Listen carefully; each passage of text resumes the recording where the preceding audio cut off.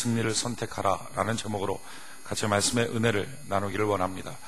우리 기독교의 신학적 논쟁 중에 가장 뿌리 깊은 그리고 중요한 논쟁이 있다면 그것은 하나님의 예정, 섭리, 그리고 또 하나는 인간의 자유의지, 이 두 가지의 논쟁입니다. 그러니까 어떤 때는 다 하나님이 예정하신 것이다, 다 하나님이 섭리로 하신 것이다, 다 하나님의 은혜다 라고 말하고, 또 어느 때는 자유의지를 가졌다, 너가 선택하라, 이 두 가지를 말한다는 거예요. 이 두 가지를 갖고 신학적 논쟁을 벌이고 갈등하고 싸워서 교단까지 갈라졌습니다. 그게 하나님의 예정, 하나님의 섭리를 주장하는 교단, 이게 장로교단이고, 인간의 선택, 인간의 자유의지, 이걸 주장하는 게 감리교입니다. 근데 이제 그것도 없이 그냥 다 섞여서 요즘에는 사람들이 집 가까운 교회를 그냥 가버리죠. 뭐 교회가 뭐 교회인지 모르고.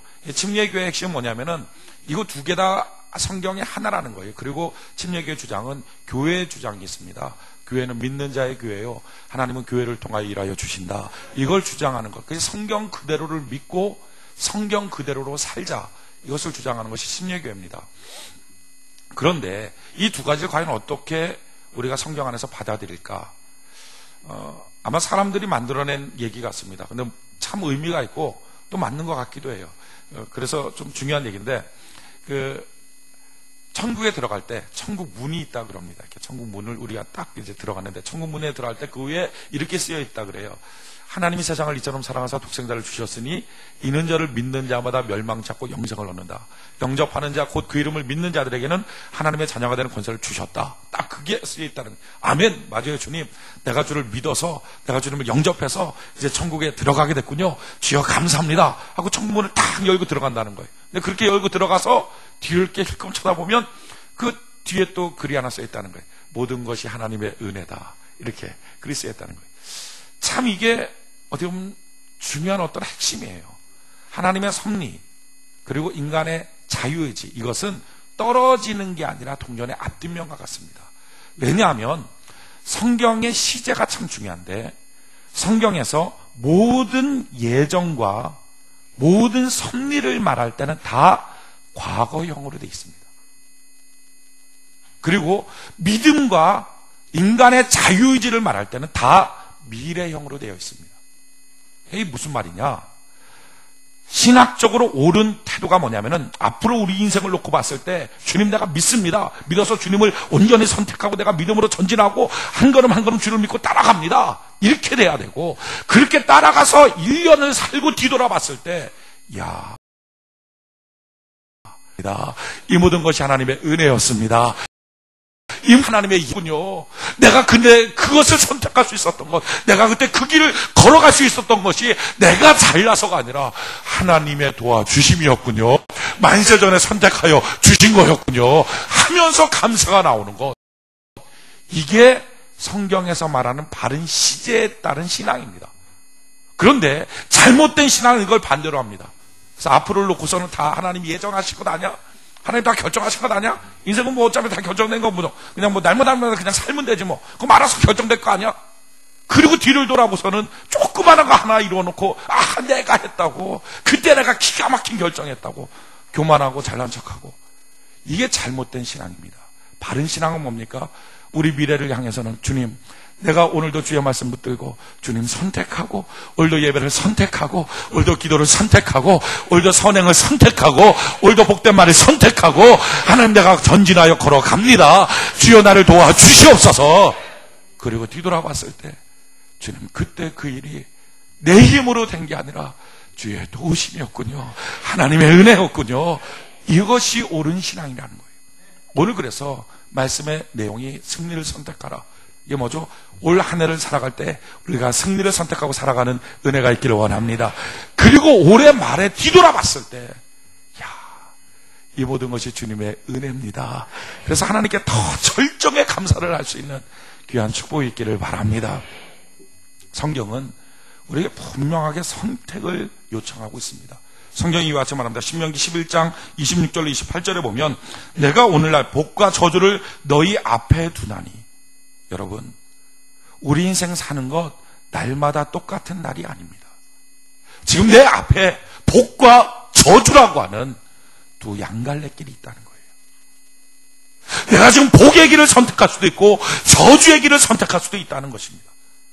지금 내 앞에 복과 저주라고 하는 두 양갈래길이 있다.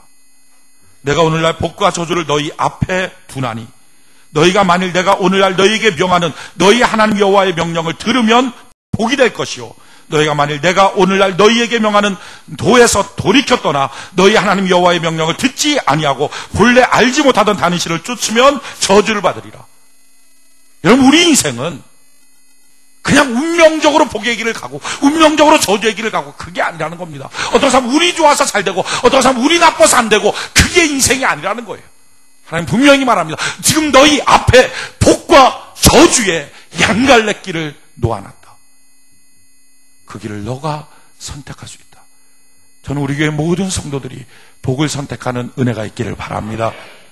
복을 선택할 때 어떤 역사가 있습니까? 신명기 28장 1절로 14절에 보면 내가 내 하나님 여호와의 말씀을 삼가 듣고 내가 오늘날 내게 명하는 그 모든 명령을 지켜 행하며 내 하나님 여호와께서 너를 세계 모든 민족 위에 뛰어나게 하실 것이라. 내가 내 하나님 여호와의 말씀을 순종하면 이 모든 복이 내게 임하며 내게 미치리니 성읍에서도 복을 받고 들에서도 복을 받을 것이며 내 몸의 소생과 내 토지의 소산과 내 짐승의 새끼와 우양의 새끼가 복을 받을 것이며 내 광주리와 떡반죽 그릇이 복을 받을 것이며 내가 들어와도 복을 받고 나가도 복을 받을 것이며 내 대적들이 일어나 너를 치료하면 여호와께서 그들을 내 앞에서 패하게 하시리니 그들이 한 길로 너를 치러 들어왔으나 내 앞에서 7길로 도망하리라. 여호와께서 명하사 내 창고와 내 손으로 하는 모든 일에 복을 내리시고 내 하나님 여호와께서 내게 주시는 땅에서 내게 복을 주실 것이며 내가 내 하나님 여호와의 명령을 지켜 그 길을 행하면 여호와께서 내게 맹세하신 대로 너를 세워 사기의 성민이 되게 하시리니 너를 여호와의 이름으로 일컬음을 세계 만민이 보고 너를 두려워하리라. 여호와께서 내게 주리라고 내 열조에게 맹세하신 땅에서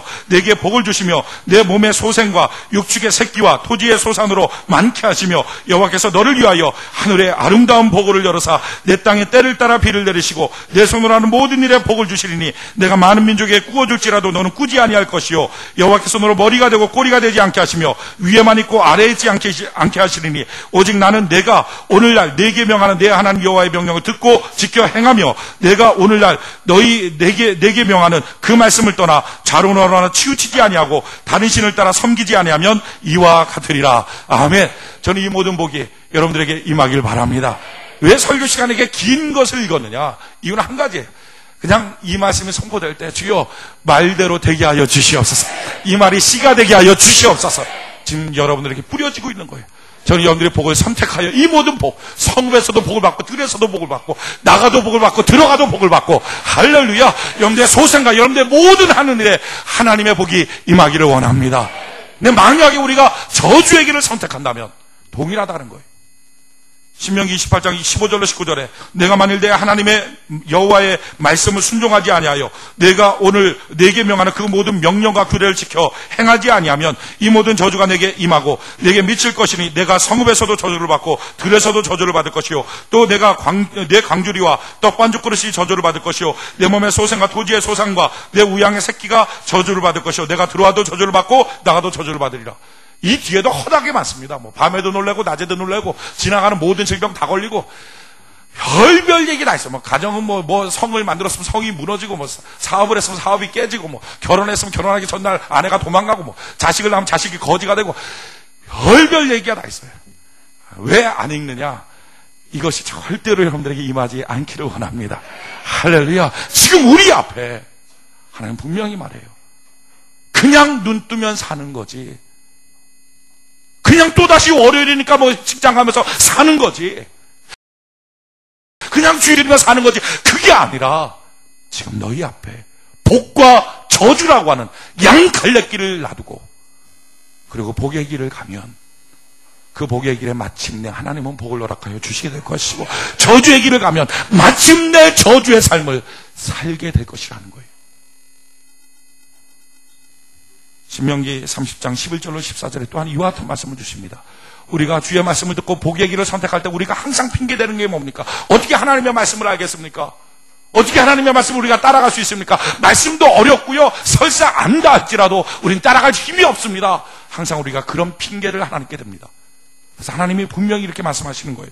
신명기 30장 11절로 14절에 보면 내가 오늘날 내게 명한 이 명령은 내게 어려운 것도 아니요 먼 것도 아니라 하늘에 있는 것이 아니니 네게 이르기를 누가 우리를 위하여 하늘에 올라가서 그 명령을 우리에게로 가지고 와서 우리에게 들려 행하게 할 것이 아니요 이것이 바다 밖에 있는 것이 아니니 네게 이르기를 누가 우리를 위하여 바다를 건너가서 그 명령을 우리에게로 가지고 와서 우리에게 들려 행하게 할 것도 아니라 오직 그 말씀이 내게 심히 가까워서 내 입에 있으며 내 마음에 있은즉 내가 이를 행할 수 있느니라. 아멘. 지금 우리가 복을 선택하고 복의 길을 걸어가는 그 말씀은 어렵고 힘든 말씀이 아니라 내가 능히 행할 수 있는 말씀이라는 거예요.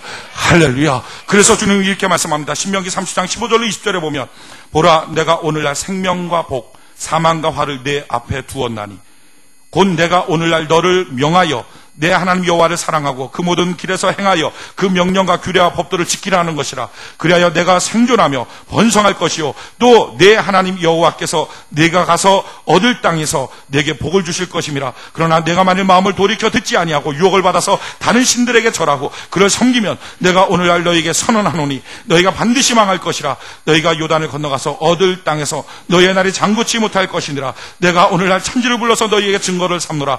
내가 생명과 사망 복과 저주를 내 앞에 두었은즉 너와 내 자손이 살기를 위하여 생명을 택하고 내 하나님 여호와를 사랑하고 그 말씀을 순종하며 또 그에게 부종하라. 그는 내 생명이시오 내 장수시니 여호와께서 내 열조 아브라함과 이삭과 야곱에게 주리라고 맹세하신 땅에 내가 거하리라. 아멘. 생명과 사망의 길, 복과 저주의 길, 이것이 지금 내 앞에 있다. 우리가 길이라고 하는 특성을 압니다. 길. 이 강북구청 사거리에서 쭉 올라와서 광산부패 사거리를 거치고 광산부패 사거리에서 더 올라와서 419 사거리를 거쳐서 그래갖고 419 사거리에서 좌회전을 받아서 오든지 아니면 거기서 조금 더 와서 419 탑 쪽 못 미쳐서 삼거리에서 와갖고 레디아만 빵집에서 다시 좌회전을 받아서 들어오다가 쭉 가면 성심교회고 거기서 약간 옆으로 빠지면 세종학교입니다. 그죠? 이게 지금 뭐죠? 제가 길을 얘기한 거예요. 강북구청 사거리에 누가 있어요. 누가 있는데 예배 때 세종학교에 와서 은혜 받기를 원해요. 그럼 그 사람이 길을 택해야 됩니다. 강북구청 사거리에서 광산부패 사거리 쪽으로 가야 합니다. 근데 강북구청 사거리에서 번동 사거리 쪽으로 가면 길이 틀린 겁니다. 자, 길이라고 하는 특성은 뭡니까? 길이라고 하는 특성은 첫걸음을 옮길 때는 아무 차이가 없어요. 그 사람이 첫걸음을 옮길 때는 광산부패 쪽으로 가든지 아니면 번동사거리 쪽으로 가든지 그 사람은 그냥 첫걸음 옮길 때는 비슷한 사람, 비슷한 건물들이 있는 것 같아요. 그런데 어떻게 됩니까? 마침내 그가 어떤 길을 선택하고 어떻게 걸어가느냐에 따라서 끝이 달라요. 이게 길이에요. 우리 앞에 복과 저주의 길이 있습니다. 처음 택할 때는 차이가 없는 것 같아요. 비슷한 길을 걸어가는 것 같아요. 그러나 끝이 달라요. 성경은 말합니다. 복의 길을 선택한 자에게 마침내 복을 주시리라. 아멘. 마침내 복을 주시라. 한 걸음 가고 그래도 차이가 없어요. 두 걸음 가고 그래도 차이가 없어요. 세 걸음 가고 그래도 차이가 없어요. 그러나 하나님께서는 마침내 그 길의 끝에 복을 허락하여 주시겠다는 것입니다. 저주도 마찬가지 아닙니까? 이스라엘 백성들이 망하는 것이 하루아침에 망했습니까? 그렇지 않았어요. 한 걸음 가도 아무 일 없었어요. 두 걸음 가도 아무 일 없었어요. 그들은 마침내 교만해서 야 주의 말씀을 듣지도 않고 그냥 마음대로 살아도 내 인생에 아무 일 없구나. 그냥 살아도 되는구나. 마침내 그러나 그 길의 끝은 저주가 있었고 패망이 있었어요. 오늘 우리 앞에 생명과 사망, 복과 저주의 길이 있어요. 우리가 살기를 위하여 생명을 택하고 복을 위하여 축복의 길을 택할 수 있는 은혜가 있기를 원합니다. 우리 인생은 이처럼 선택하는 인생이라는 거예요. 지금 내가 어떤 것을 선택할 것인가? 여러분, 여호수아가 가나안 땅에 들어가서 정복을 했습니다. 이게 운명인 줄 아십니까? 운명적으로 그는 그런 운명을 타고나고 그런 비전을 타고나고 그런 사명을 타고나서 그가 그 땅을 점령했는가? 아닙니다. 놀라운 것은 하나님은 모세를 불러서 이렇게 말씀합니다. 내 백성을 끌고 가나안 땅으로 들어가라. 하나님의 원래 계획과 하나님의 원래 뜻이 뭡니까? 모세가 들어가는 거였어요. 그런데 그들은 들어와서 1년 만에 예배를 배우고 신의 산에서 하나님 앞에 드리는 율법을 배우고 나서 가데스 바네아에 갔을 때 그들은 실패합니다. 마침내 40년 동안 그들은 돌죠. 그러고 죽어요. 그리고 여호수아에게 다시 또 하나님 말씀합니다. 이 백성을 이끌고 가나안 땅으로 들어가라. 만약에 여호수아마저도 두려워서 돌이켰다면 그도 실패자가 됐을 겁니다. 그리고 그 다음에 누군가를 또다시 불렀겠죠. 여러분, 어떤 사람의 성공과 어떤 사람의 실패는 운명이고 그저 주어진 어떤 일들이 아니라는 거예요. 여호수아 스스로도 이것이 선택이었음을 제가 고백합니다. 여호수아 24장 14절로 15절에 보면 그러므로 이제는 여호와를 경외하며 성실과 진정으로 그를 섬길 것이라. 너희의 열조가 강저편과 애굽에서 섬기던 신들을 제하여 버리고 여호와만 섬기라. 만일 여호와를 섬기는 것이 너희에게 좋지 않게 보이거든 너희 열조가 강저편에서 섬기던 신이든지 혹 너희의 거하는 땅 아모리 사람의 신이든지 너희의 섬길 자를 오늘날 택하라. 오직 나와 내 집은 여호와를 섬기겠노라. 그는 선택하며 살았다는 것. 오직 나와 내 집은 여호와만을 섬기고 주의 말씀을 듣고 한번 살아보겠다. 이걸 선택했다는 거예요. 선택했다는 거. 제가 교도소에서 3년 동안 군생활했습니다. 경비교도대라고 죄수들 지키는 일들을 했는데 그 교도소에 있을 때 죄수들 만나보면 다 그런 건 아닌데 한 99%가 그럽니다. 절대로 죄가 있어서 들어왔다는 사람은 없습니다. 다 말하는 게 운이 나빠서 들어왔다. 나는 운이 나빠서 들어오고 운 좋은 놈들은 밖에 있다고. 나보다 더 죄를 져도 운 좋은 놈들은 밖에 있다.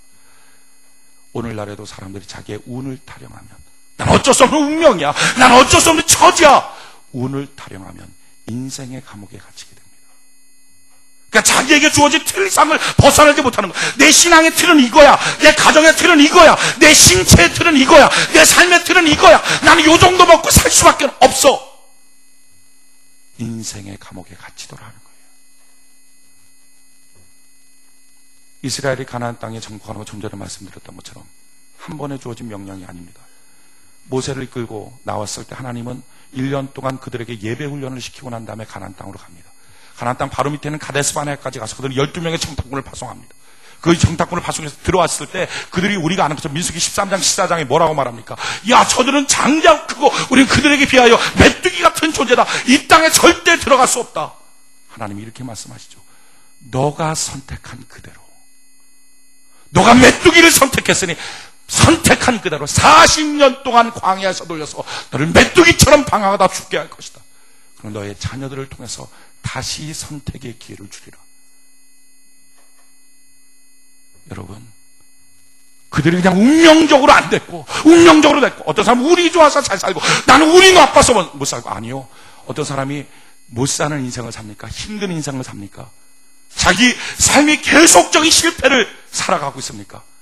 그건 운명이 아니라 항상 실패를 선택하기 때문에 그렇습니다. 오늘 이 예배를 통해서 우리가 더 이상 실패를 선택하는 자가 아니라 승리를 선택하는 자가 되기를 원합니다. 축복을 선택하는 자가 되기를 원합니다. 지금 내 앞에 복과 저주의 양갈래길이 있구나. 는 또 일어나 똑같은 월요일날 똑같은 직장에 나가는 사람이 아니라 주님, 지금 내 앞에 복과 저주의 양갈래길이 있군요.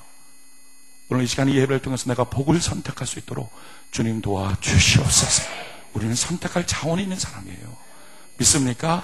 만세전에 하나님 우리를 택정하여 주시고 하늘의 모든 신령함으로 우리에게 복 주시고 우리의 죄를 사하여 주시고 지혜와 청명을 우리에게 충만하게 주시며 우리에게 말씀하는 거예요. 너는 선택할 수 있다. 너는 그 길을 걸어갈 수 있다. 우리가 복을 선택하고 달려갈 때마다 항상 두려움이 뭡니까? 과연 내가 이 일의 성공자가 될 수 있을까? 내가 과연 이 길의 성공자가 될 수 있을까? 여러분, 우리 하나님은요, 이런 선택을 하고 걸어갈 때 절대 홀로 버려두지 않는다는 거예요. 오늘 읽었던 본문 말씀 여호수아 1장 3절로 6절. 여호수아 1장 3절로 6절 같이 한번 한 목소리 한번 읽어봅시다. 시작. 내가 모세에게 말한 바와 같이 무릇 너희 발바닥으로 밟는 곳을 내가 다 너희에게 주었노니 곧 광야와 이 레바논에서부터 큰 하수 유브라데에 이르는 해쪽 속의 온 땅과 또 해지는 편 대해까지 너희의 지경이 되리라. 너희 평생에 너를 능히 당할 자 없으리니 내가 모세와 함께 있던 것 같이 너와 함께 있을 것임이라. 내가 너를 떠나지 아니하며 버리지 아니하리니 마음을 강하게 하라. 담대히 하라. 너는 이 백성으로 내가 그 조상에게 맹세하여 주리라는 땅을 얻게 하리라. 아멘. 뭐라고 말씀하니까 우리 발바닥을 밟는 것 다 우리에게 주시겠다는 것입니다. 모세와 함께 하셨던 것처럼 우리와 함께 하여 주시겠다는 거예요. 믿습니까? 지금 우리는 홀로 있는 자가 아니라 모세와 함께 하신 하나님, 지금 우리와 함께 하여 주신다는 것입니다. 평생에 너를 능히 당할 자가 없을 것이다. 할렐루야. 하나님이 이 약속을 주시고 오늘 우리에게 복과 저주를 앞에 놨다. 두려워하지 말라. 너가 복받게 하여 복을 선택하기를 원한다. 할렐루야. 우리가 축복을 선택하고 생명을 선택하는 은혜가 있기를 원합니다. 어떻게 선택해야 될까요? 어떻게 하면 우리가 복을 선택할 수 있나요? 오늘 우리가 복을 선택합니다. 복을 선택합니다. 그렇다고 해서 복을 선택하나요? 그게 아니었어요. 어느 누가 복을 선택하지 않기를 원하겠습니까? 어느 누가 자기 인생을 저주로 가기를 원하겠어요? 근데 복을 선택하는 비결을 여호수아에게 가르쳐주고 여호수아는 그 말씀을 듣고 아멘, 주여 내가 이렇게 하겠습니다. 그리함으로 그의 인생이 가나안 땅을 정복하는 인생이 되었다는 거예요. 올 한 해 우리 오늘 승리를 딱 선택하고 12월 30일 밤에 우리가 주 앞에 집회를 올리고 하나님께 예배를 드릴 때 내 인생 주님이 이처럼 이끌어 오셨습니다. 내 인생 이처럼 주님이 축복하여 주셨습니다. 우리가 간증하고 감사하는 은혜가 있기를 바랍니다. 다 변한 모습으로 저는 우리의 가정들이 바뀌어지기를 바라고, 저는 우리의 모습들이 바뀌어지기를 바라고, 여러분들의 부요가 변화받기를 바라고, 여러분들의 강건함이 더 강성해지기를 바라고, 저는 여러분들의 자녀들이 막 자랑거리가 되기를 바라고, 하나님으로 말미암아 예수 이름으로 말미암아 충만한 자랑거리가 넘치길 바랍니다. 누구에게? 오늘 이 시간 승리를 선택한 자들에게. 주여 오늘 내가 승리를 선택하게 하여 주시옵소서. 그럼 여호수아에게 요청했던 하나님의 명령이 뭡니까? 승리를 선택하는 길이 뭡니까? 오늘 성경은 세 가지로 우리에게 설명하고 있어요. 첫 번째 1절 2절 1절 2절 1절 2절 같이 한 목소리 한번 읽어봅시다. 시작. 여호와의 종 모세가 죽은 후에 여호와께서 모세의 시종 눈의 아들 여호수아에게 일러 가라사대 내 종 모세가 죽었으니 이제 너는 이 모든 백성으로 더불어 일어나 이 요단을 건너 내가 그들 곧 이스라엘 자손에게 주는 땅으로 가라. 아멘. 첫 번째 뭡니까? 모세가 죽었다. 죽은 자는 묻어버리라 하는 거예요. 따라합시다. 죽은 자는 묻어버리자. 죽은 자는 묻어버리자. 죽은 것은 묻어버리자. 여러분, 죽은 시체를 집에다 두고 있는 것처럼 끔찍한 게 어디 있습니까? 우리 과거는 지나간 죽은 것입니다. 그건 살아있지 않습니다. 더 이상 우리에게 영향력을 행사할 수 없는 끝난 것입니다. 여러분들의 과거를 주님 앞에 묻어버리시기 바랍니다. 죽은 시체를 방 안에 두고 있는 것처럼, 끔찍한 게 없는 것처럼, 지나간 과거, 죽어버린 과거를 여러분들의 생각 속에 두고 있고 마음 속에 두고 있고 그것에 매여서 인생을 사는 것처럼 끔찍한 게 없잖아요. 왜 과거에 매여서 미래를 못 삽니까? 지나간 과거, 죽어버린 과거는 묻어버리고 할렐루야, 미래를 살아가는 은혜가 있기를 바랍니다. 그러기에 사도 바울은 이와 같이 고백합니다. 빌립보서 3장 12절로 14절에 내가 이미 얻었다 함도 아니요 온전히 이루었다 함도 아니라 오직 내가 그리스도 예수께 잡힌 바 된 것을 잡으려고 쫓아가노라. 형제라 내가 아직 잡은 줄로 여기지 아니하고 오직 하늘 즉 뒤에 있는 것은 잊어버리고 앞에 있는 것을 잡으려고 표대를 향하여 그리스도 예수 안에서 하나님 위에서 부르신 부름의 상을 위하여 쫓아가노라. 아멘. 여러분, 뒤의 것은 잊어버리고 뒤의 것은 잊어버리고 앞에서 부르신 하나님의 부름의 상을 향하여 표대를 향하여 쫓아가노라. 쫓아가노라. 이것이 능력 있는 사도 바울의 삶이었어요. 우리의 지나간 과거가 능력 있는 모세였을지 모릅니다. 좀 실패하는 인생일지 모릅니다. 그러나 죽은 것, 지나간 과거는 다 묻어버리는 거예요. 다 묻어버리는 거. 여러분, 지나간 과거를 묻어버린다는 말이 뭔지 아십니까? 많은 사람들이 이렇게 말해요. 다 잊었어요. 나 이제 괜찮아졌어요. 근데 실제로 진짜 괜찮아진 것도 아니고 진짜로 잊은 것도 아닙니다. 그 과거의 사슬에 그대로 매여 있는 것들을 많이 보게 돼요. 믿음의 조상이었던 아브라함도 자기 인생의 갓난아이 시절에, 영적으로 갓난아이 시절에 그런 큰 실패를 맛봤습니다. 같이 한번 성경 찾아볼까요? 창세기 12장. 창세기 12장 같이 한번 봅시다.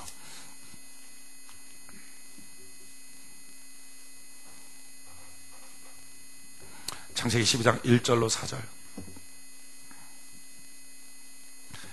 창세기 12장 1절로 4절. 창세기 12장 1절로 4절. 같이 한번 창세기 12장 1절로 4절 같이 한번 한 목소리 읽어봅시다. 시작. 여호와께서 아브라함에게 이르시되 너는 너의 본토 친척 아비 집을 떠나 내가 내게 지시할 땅으로 가라. 내가 너로 큰 민족을 이루고 내게 복을 주어 내 이름을 창대케 하리니 너는 복의 근원이 될지라. 너를 축복하는 자에게는 내가 복을 내리고 너를 저주하는 자에게는 내가 저주하리니 땅의 모든 족속이 너를 인하여 복을 얻을 것이니라 하신지라. 이에 아브라함이 여호와의 말씀을 쫓아갔고 롯도 그와 함께 갔으며 아브라함이 하란을 떠날 때 그 나이 75세였더라. 지금 아브라함이 하나님의 말씀을 쫓아서 떠나갑니다. 참 복된 일을 시작했어요. 그런데 시작하고 난 다음에 얼마 안 지나서 6절 이하에 보니까 아브라함이 그 땅을 통과하여 세겜 땅 모래 상수리에 이르니 그때에 가나안 사람이 그 땅에 거하였더라. 여호와께서 아브라함에게 나타나 가라사대 내가 이 땅을 내 자손에게 주리라 하신지라. 그가 자기에게 나타나신 여호와를 위하여 그곳에 단을 쌓고 거기서 베델 동편 산으로 옮겨 장막을 치니 선은 베델이요 동은 아이라. 그가 그곳에서 여호와를 위하여 단을 쌓고 여호와 이름을 부르더니 점점 남방으로 옮겨갔더라. 점점 헤브론 땅 하나님이 원하는 그 땅으로 그가 걸어가고 있었습니다. 그런데 문제는 바로 그때 흉년이 듭니다. 기근이 들었어요. 이 기근이 들어서 아브라함이 어떻게 하는가? 10절에 보니까 그 땅에 기근이 있으므로 아브라함이 애굽으로 우거하려 하여 그리고 내려가서는 이는 그 땅에 기근이 심하였다. 하나님의 약속의 땅에 있어야 될 아브라함이 믿음이 흔들려 버리니까 환경 때문에 못 살겠다 이렇게 흔들려 버리니까 애굽으로 내려가 버립니다. 문제는 애굽으로 내려가고 난 다음에 살기 위해서 자기 아내 보고 자기 보고 오빠라고 부르합니다. 우리 부부관계 아닌 것처럼 하자. 왜냐하면 당신 너무 아리따워서 이 세상 사람들이 당신 뺏어가려고 날 죽일 것 같다. 날 오빠라고 하라. 참 말이 신게 당신 너무 아름다우니까 당신 뺏길 것 같다는 말 그대로 씨가 돼서 그것도 자기가 항거할 수 없는 파라오가 그 사라를 부릅니다. 놀라운 것은요, 그날 밤에 그 파라오와 사라가 잡니다. 아브라함은 애굽 땅에 가서 자기 아내가 남에게 같이 자버리는, 남의 아내가 돼버리는 씻을 수 없는 수모와 씻을 수 없는 실패를 맛봅니다. 아마도 웬만한 사람 같으면 내 가정이 이제 끝나버렸다, 내 인생이 이제 끝나버렸다, 내가 무슨 낙으로 살까, 나는 완전히 망해버렸어, 그렇게 했을 거예요. 근데 아브라함은 이 지나간 과거를 묻자. 과거는 죽은 거야. 죽은 건 묻어버리고 다시 살리신 하나님께 나가자. 그리고 하나님께 나가요. 그가 어떻게 과거를 묻어버립니까? 13장 창세기 13장 1절로 4절, 창세기 13장 1절로 4절 같이 한번 한 목소리 한번 읽읍시다. 시작. 아브라함이 애굽에서 나올새 그와 그 아내와 모든 소유며 롯도 함께하여 남방으로 올라가니 아브라함에게 육축과 은금이 풍부하였더라. 그가 남방에서부터 발행하여 베델에 이르며 베델과 아이 사이 전에 장막 쳤던 곳에 이르니 그가 처음으로 단을 쌓은 곳이라. 그가 거기서 여호와의 이름을 불렀더라. 여러분, 아브라함이 어떻게 과거를 묻어버립니까? 그는 처음 주님 만났던 그 자리에, 처음 사라와 그토록 뜨거운 사랑을 나누며 하나님께 예배드렸던 그 자리로 가서 거기서 똑같이 단을 쌓고 똑같이 같이 여호와의 이름을 부르기 시작하는 거예요. 여러분, 과거를 묻어버렸다는 게 뭔지 아십니까? 어떤 일 때문에 신앙이 흔들렸어요. 어떤 일 때문에 가정이 흔들렸어요. 어떤 일 때문에 삶이 흔들렸어요. 많은 사람들은 흔들린 상태 속에서 잊었어, 됐어 하면서 삶의 모습은 그냥 갑니다. 그냥 가요. 신앙도 흔들려 놓고 흔들린 신앙 속에 새벽기도 안 나오고 중보기도 안 나오고 찬송 부를 때도 힘없이 부르고 기도도 힘없이 하고 큐티도 이제 안 해버리고 이렇게 하면서 이제 다 잊었어, 이제 나 괜찮았어, 난 괜찮아 하면서 잃어버린 다 모든 것들을 그냥 놔두고 그냥 자기가 지금 하고 있는 대로 주일 예배 하나만 빠끔 드리고 그냥 가는 거예요. 그래놓고 자기는 잊었다고 말합니다. 그건 잊은 게 아니죠. 그 과거는 여전히 당신의 발목을 붙잡고 그 죽은 과거의 날이 미래의 날까지 망쳐버리고 있더라는 거예요. 아브라함은 씻을 수 없는 수모와 씻을 수 없는 실패를 맛보고 그가 선택한 건 도망가자, 끝났다, 애굽 땅에 살자, 이제는 끝이야, 파살이야, 그게 아니라 처음 주를 불렀던 그 자리, 처음 주님 앞에 드렸던 열정의 그 자리, 처음 주님 앞에 드렸던 제단을 똑같이 사고 하나님 앞에 똑같이 여호와 이름을 부르기 시작하게 되었다 하는 거예요. 그때부터 그는 믿음의 용장이 되었던 것이고, 그때부터 그는 영웅이 되기 시작한 것이고, 그때부터 그는 믿음의 조상으로 바뀌기 시작하게 되었다는 거예요. 여러분들이 과거를 묻는 게 뭡니까? 잃어버렸던 신앙의 열정에 그 자리를 회복하시기 바랍니다. 새벽 예배 그 자리를 회복하시기 바랍니다. 기도의 그 자리를 회복하시기 바랍니다. 봉사의 그 자리를 회복하시기 바랍니다. 사랑과 열정과 감사의 그 자리를 회복하시기 바랍니다. 억지로라도 거기까지 나오라는 거예요. 아브라함은 편안한 마음으로 기쁜 마음으로 처음 단을 쌓은 그 자리까지 왔을 것 같습니까? 그 안에 사라를 바라보고 그 자리까지 그냥 마음으로 올라갔겠어요? 그러나 아브라함은 회복이 뭔지를 알았어요. 승리의 삶이 뭔지를 알았어요. 감정의 덫에 걸리고 습관의 덫에 걸리고 게으름의 덫에 걸린 자기의 모습을 뜯어버리고 주여 열정의 저 자리, 주의 이름 불렀던 바로 그 자리, 주님 만났던 바로 그 자리, 절정으로 주를 섬겼던 그 자리, 내 아내와 같이 섬겼던 그 자리, 주님 걸어갑니다. 주여 나를 붙들어 주시고 새로운 역사를 이루어 주시옵소서. 그게 죽은 것을 묻어버리는 거예요. 내일부터 우리 특별 새벽기도 집회 있습니다. 왜 합니까? 전 여러분들이 무너졌던 새벽 자리가 회복되기를 바라고, 무너졌던 기도의 자리가 회복되기를 바라고, 그게 죽은 것을 묻어버리는 거예요. 주여 묻어버리고 새 일을 행할 수 있도록 도와주시옵소서. 승리의 길입니다. 승리의 길. 두 번째 승리의 길 어떻게 걸어가는 것입니까? 오늘 읽었던 본문 말씀 여호수아 1장 1절로 2절. 여호수아 1장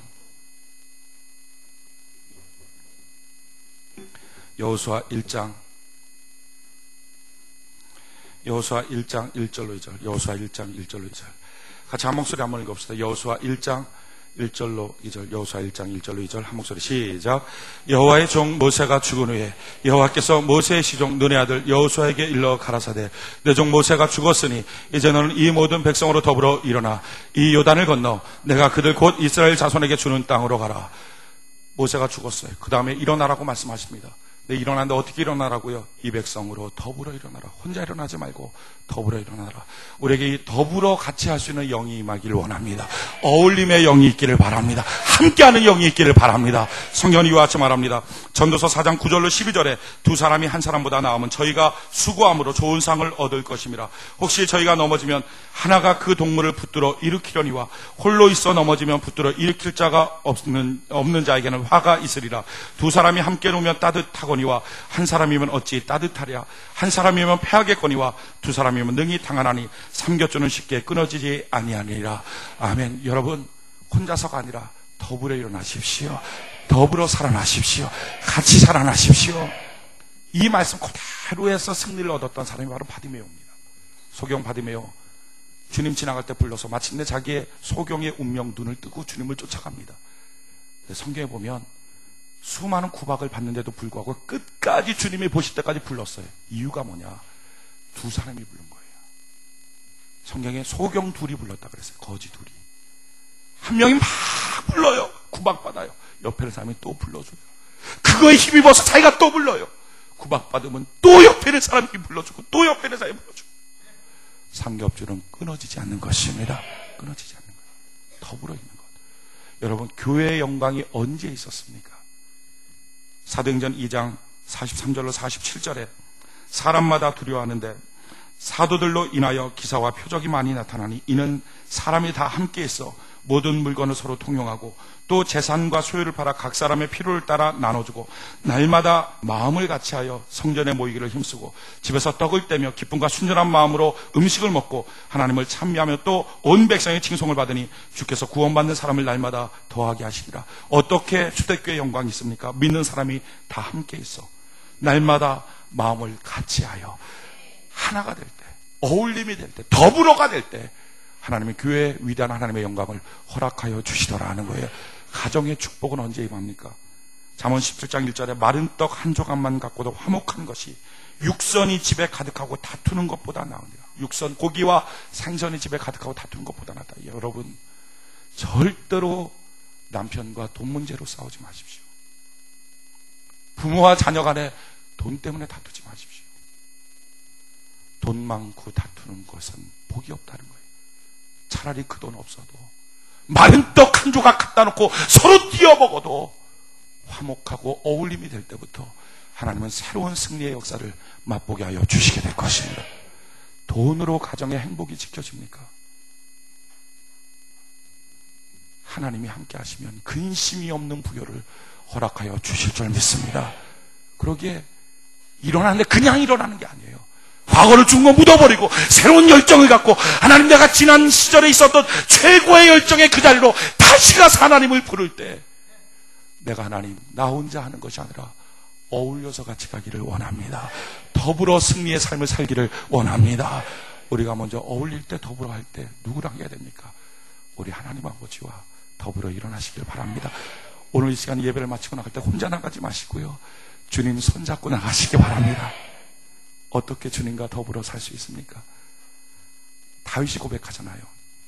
항상 여호와를 내 앞에 모시었더니, 아멘, 그가 내 우편에 계심으로 나를 요동치 아니하리로다. 주님 앞에 모십시오. 하나님 먼저, 하나님 먼저.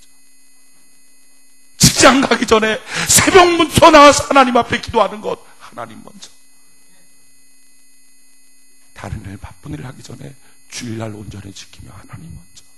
항상 내 앞에 하나님 먼저의 삶을 살았더니 그 하나님이 내 손 잡아주시더라. 내 우편에서 나를 요동치 않도록 붙들어 주시더라. 하나님 먼저. 능력의 힘이 큰 것이 하나님께 있어요. 하나님 먼저 함께하면 그때부터 내 인생은 기쁨으로 인도하여 주시고, 인생은 살 길로 인도하여 주시고, 영혼은 소생으로 인도하여 주시고, 우리의 삶 속에 하나님의 은혜와 강건함으로 채워주시게 될 것입니다. 주님 손잡고, 주님 손잡고.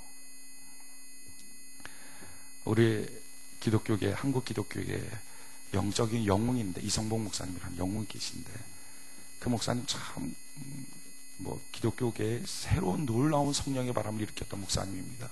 그 목사님은 다닐 때마다 항상 주먹을 꽉 쥐고 다니셨어요. 주변에 있는 분들이 뭐 할 때든지 주먹을 꼭 쥐는 거예요. 목사님 이렇게 주먹을 꼭 쥐고 다니십니까? 나 예수님 손잡고 다니지. 나 예수님 손잡고 다니지. 오늘 예배 마치고 나갈 때 홀로 가지 말고 주님과 더불어 가시기를 바랍니다.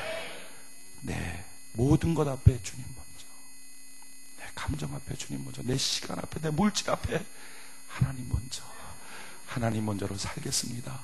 주여 나를 붙들어 주셔서 요동치는 내 인생 요동치지 않도록 붙잡아 주시옵소서. 두 번째, 무엇과 어울려야 됩니까? 주의 몸된 교회와 어울리시길 바랍니다. 주의 몸된 교회, 만물을 충만케 하신 자의 충만이 교회라 그랬어요. 여러분, 성경을 보면 참 놀라운 말씀입니다. 제가 참 너무 좋아하는 말씀이에요. 시편 68편 13절인데, 너희가 양무리에 누울 때는 그 날개를 은으로 입히고 그 깃을 황금으로 입힌 비둘기 같도다. 이 비둘기라고 하는 이 날짐승은 싼 것입니다. 그래갖고 이스라엘도 가장 가난한 사람이 제사를 드릴 때, 돈이 없는 사람이 제사를 드릴 때 제물로 썼던 게 비둘기입니다. 비둘기는 우는 목소리도 되게 처량해요. 특히 비 오는 날 이렇게 우중충 할 때 비둘기 구구 구구 구구 들어보셨나요? 구구구 이런 거.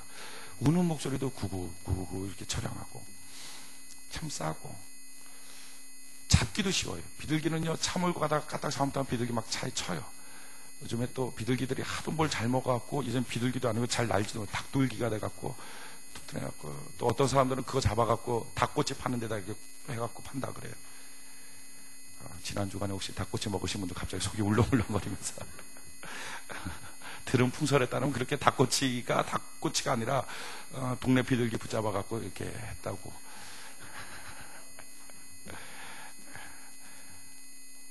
비둘기는 이렇게 참 쉬운 거예요. 싼 거예요. 아무것도 아닙니다. 성경은 말해요. 우리가 그렇다.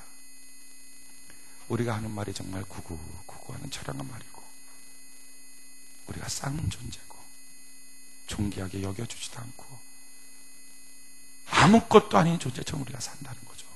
그러나 이런 우리라 할지라도, 이런 비둘기 같은 우리라 할지라도 뭐라고 말합니까? 너희가 양우리에 누울 때는, 양우리가 뭐죠? 목장에 누울 때는, 하나님의 몸된 교회에 누울 때는, 할렐루야, 주의 몸된 교회 안에 너희가 안식을 취할 때는 그 날개는 은으로 입히고 그 깃을 황금으로 입힌 비둘기 같도다. 황금 비둘기로 바꿔주시더라 하는 거예요. 환골탈태 역사를 하나님 허락하여 주시더라 하는 거예요. 교회와 더불어 일어나는 것. 그래서 교회는 만물을 충만케 하는 거예요. 여러분, 오늘 여러분들의 손이 홀로 있지 않고 교회와 더불어 손잡고 일어나는 은혜가 있기를 바랍니다. 또한 주변의 성도들과 더불어 같이 일어나십시오. 가족들과 더불어 같이 일어나십시오. 이 같이 일어나는 원리가 뭐냐? 어떻게 하면 같이 일어날 수 있는가? 로마서 15장 1절로 2절에 보면 우리 강한 자가 마땅히 연약한 자의 약점을 담당하고 자기를 기쁘게 하지 아니할 것이라. 우리 각 사람이 이웃을 기쁘게 하되 선을 이루고 덕을 세우도록 할지니라. 자, 보십시오. 우리 뭐라고요? 우리가 지금 어떤 사람이라고요? 그렇죠. 당연히 강한 사람 아닙니까? 왜? 모세와 함께 하신 하나님 우리가 지금 함께 하여 주시고, 아멘. 우리가 밟는 땅 다 우리에게 허락하여 주시고 평생에 너를 당할 자가 없으리라.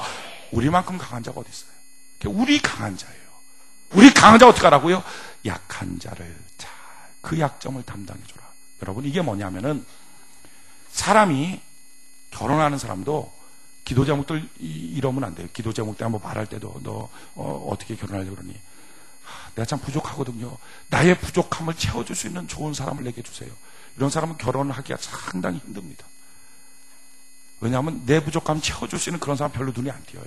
근데 성경이 말하는 원리가 뭐냐? 어떻게 하면 결혼 잘할 수 있느냐? 어떻게 하면 사업 잘할 수 있느냐? 어떻게 하면 서로 성도 간의 교제를 잘할 수 있느냐? 내 장점으로 그의 부족함을 채워줄 수 있는 사람 만나게 하여 주시옵소서. 참, 하나님 근데 공평하세요. 내 장점으로 그의 부족함을 채워주면 놀라운 것은 내가 전에 못 봤던 그의 장점이 내 약점을 채워주기 시작합니다. 그런데 그게 아니라 아예 입장을 바꿔서 난 약점이고 누가 내 약점 채워줄 강점이냐? 사람들 강점은 그렇게 잘 안 나타나요. 그러니까 계속 어울리면 안 돼요. 분리돼서 혼자 있는 거예요. 성도들 간에도 누가 내 약점을 채워줄 수 있는 사람이 누구냐? 별로 없다고요. 여러분, 우리 안에 강점이 있어요. 주님이 우리와 함께 하여 주세요. 그러니까 이 강점을 갖고 내가 잘하는 게 있단 말이죠. 내가 기도 잘해요. 내가 말씀 잘 봐요. 내가 무엇인가 잘해요. 뭔가 잘하는 그걸 갖고 그거 못하는 누군가를 좀 채워주자. 그렇게 채워주기로 하면 놀라운 것은 내가 보지 못했던 그의 강점이 나를 채워주기 시작하더라. 그래서 아름다운 교제가 일어나고 그래서 아름다운 가정이 세워지는 거예요. 처녀총각 여러분, 시집 가려면 나의 부족함을 채워줄 백마 타고 오는 왕자님 기다리지 말고 내가 나의 강점으로 그의 부족함을 채워줄 수 있는 사람 주여 만나게 하여 주시옵소서. 여러분, 사람들끼리 하나가 되려면, 어울림 되려면 좀 손해봐야 돼요. 그에게 이득을 주고 우리는 하나님의 복을 받읍시다. 그에게 명예를 주고 우리는 하나님의 존귀와 영광을 받읍시다. 여러분, 이득과 축복, 이게 비교가 되겠어요? 명예와 하나님의 존귀와 영광, 이게 비교가 되겠어요?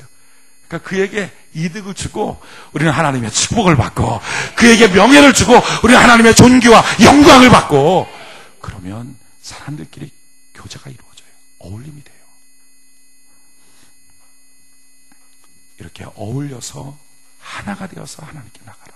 그것이 승리의 비결이다. 혼자 있지 말고, 고립되지 말고, 고집 속에 빠져 있지 말고 같이 어울려 나가는, 주님 손잡고 교회 손잡고 성도들 가슴에 품고 달려가는 은혜가 있기를 바랍니다. 세 번째, 무엇이 우리에게 승리의 비결인가? 오늘 여호수아 1장 7절로 9절. 여호수아 1장 7절로 9절 같이 한 목소리 한번 읽어봅시다. 시작.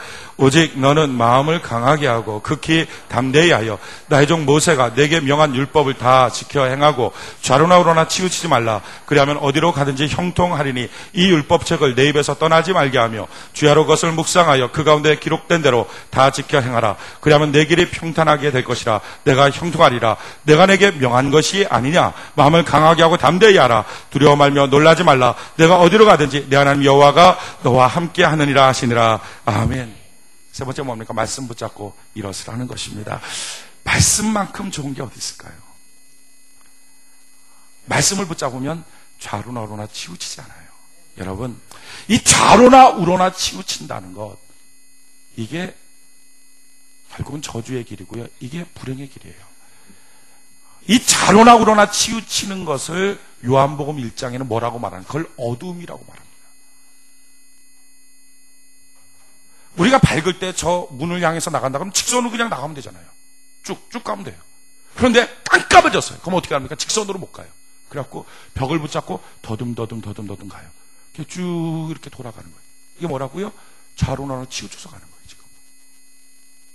가긴 가는 것 같지만 사실은 쭉 더듬으면서 시간도 낭비하고, 가는 모습이 어때요? 좌로 갔다, 우로 갔다, 좌로 갔다, 우로 갔다. 동물 중에서 이렇게 가는 거 딱 한 놈이 있습니다. 이게 뱀이에요.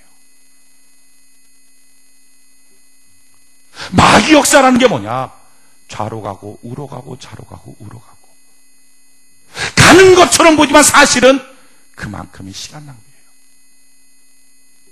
1년 동안 신앙생활을 하는 것처럼 보지만 사실은 1월 1일 날의 그 신앙의 모습, 그 삶의 모습, 그것이 12월 30일 날 가도 똑같은 감정, 똑같은 모습, 똑같은 상태로 예배를 드리고 있는 것. 왜 그렇습니까?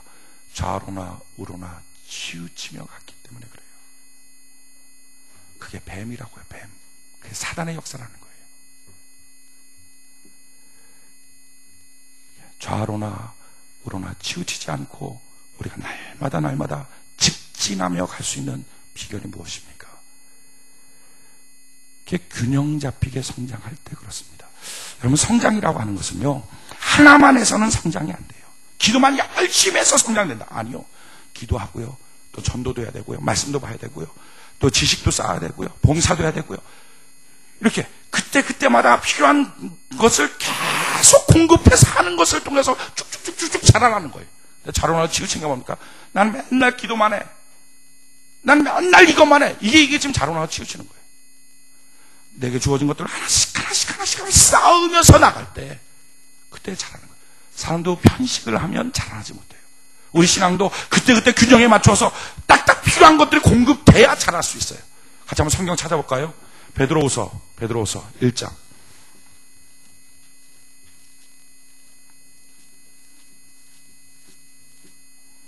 베드로후서 1장.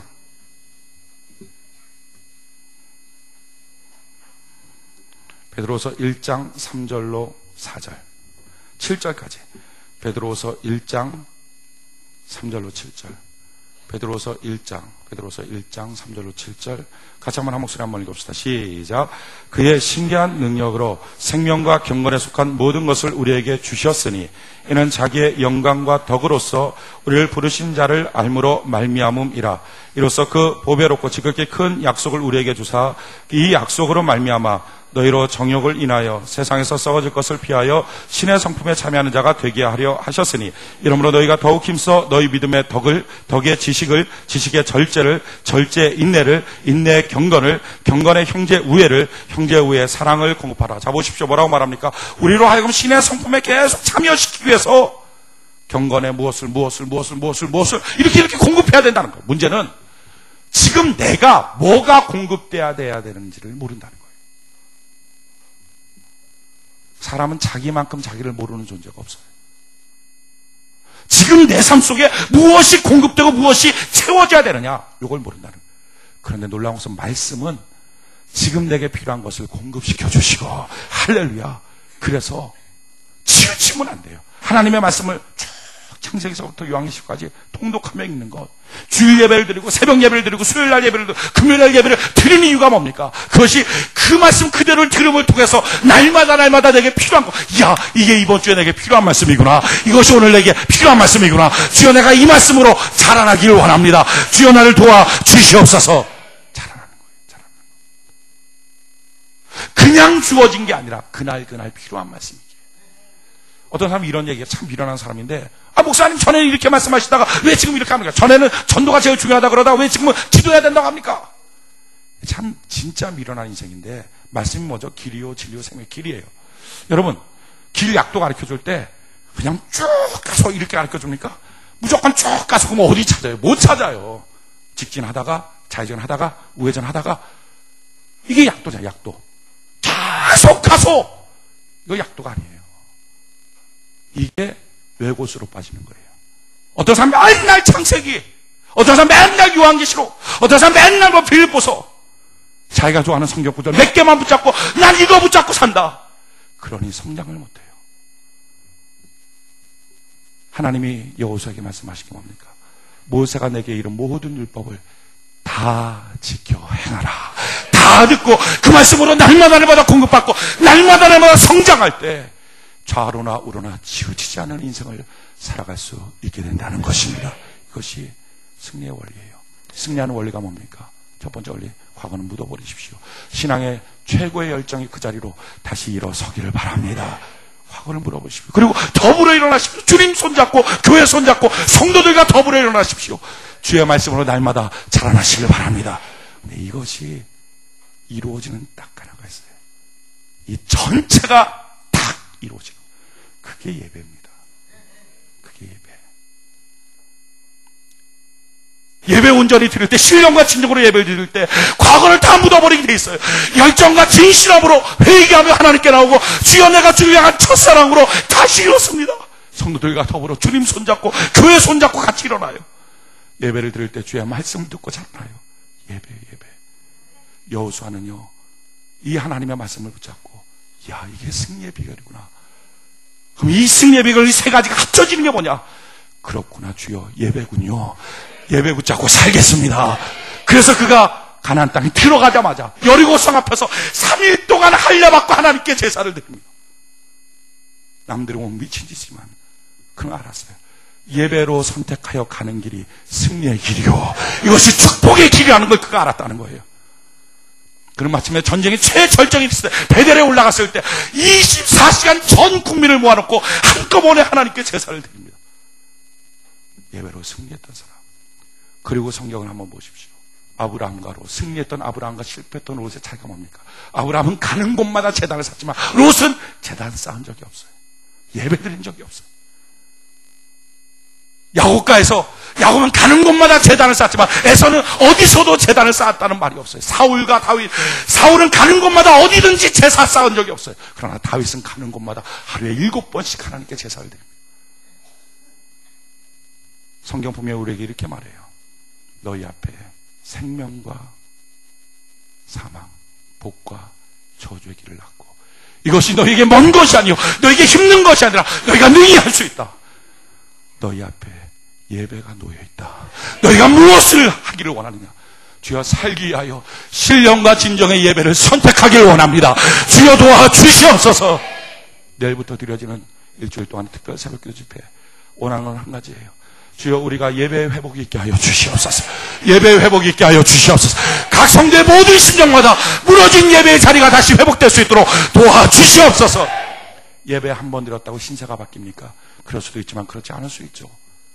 예배 2번 드렸다고 신세가 바뀌어집니까? 그럴 수도 있지만 그렇지 않을 수도 있습니다. 그러나 분명한 사실은요, 예배를 선택하고 신령과 진정으로 하나님 앞에 승리의 길을 선택한 자마다 그 끝이 마침내 복이 될 줄로 믿습니다. 예배를 패했던 사람, 한 번 드리고 그가 자기 인생이 무너졌나요? 그렇진 않아요. 2번 안 드리고 무너졌나요? 그렇지 않아요. 그러나 마침내 예배를 패하고 달려갔던 그 길 가운데 성공했던 사람이 누가 있습니까? 자기 인생의 예배를 무의미하게 여기고 달려갔던 그 인생 가운데 인생의 하나님의 은혜와 복을 누렸던 사람이 과연 누가 있습니까? 우리 앞에 놓여있는 이 예배, 주여, 내가 무너진 예배의 자리가 회복되게 하여 주시옵소서. 찬양의 자리가 회복되게 하여 주옵소서. 기도의 자리가 회복되게 하여 주시옵소서. 혼자 회복시키려면 힘들잖아요. 그러나 교회가 이런 기회를 줄 때, 특별 새벽기도 집회, 정교인 산상기도회라고 하는 기회를 줄 때 더불어 일어나는 것은 쉽습니다.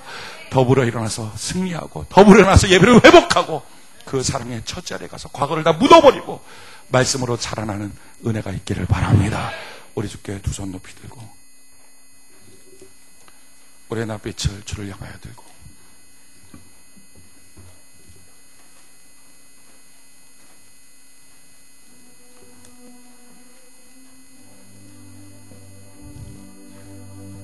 이 시간 우리 하나님께 간절히 기도하며 나갈 때요, 주여, 무너진 나의 예배의 자리가 회복되게 하여 주시옵소서. 아직도 여러분들 과거에 매여 있습니까? 그리고 그 매여 있는 그것이 여러분들 이제 습관이 됐습니까? 그 게으름이, 그 불경건이, 주님 앞에 나왔던 진실한 마음들이 다 무너진 그 상태가 이제는 여러분들의 신앙의 습관, 삶의 습관이 되고 말았습니까? 애굽 땅에 있지 마십시오. 처절한 실패와 고통이 있다 할지라도 주여 끊어버리고 이제는 주님 가나안 땅 첫 번째 주님이 만났던 그 자리, 첫 번째 주님의 이름을 불렀던 그 자리로 내가 걸어 올라갑니다. 주여 도와주시옵소서. 죽은 것을 묻어버리고 죽게 갑니다. 주여 도와주시옵소서.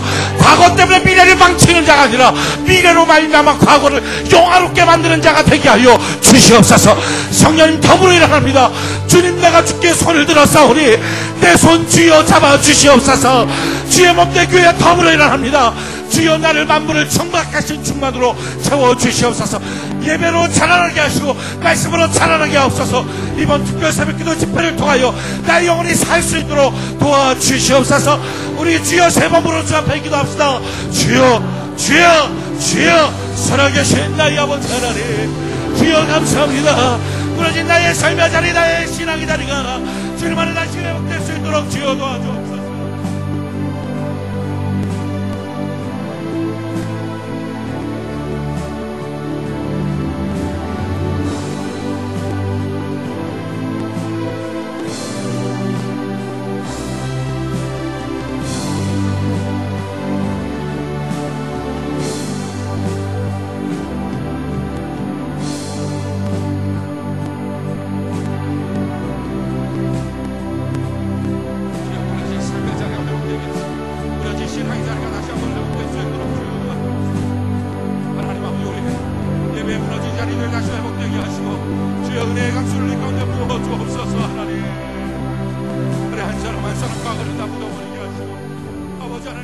전진하여 달려가게 하시네. 어울려 달려가게 하시고 아버지 더불어 달려갈 수 있도록 주여 도와주옵소서.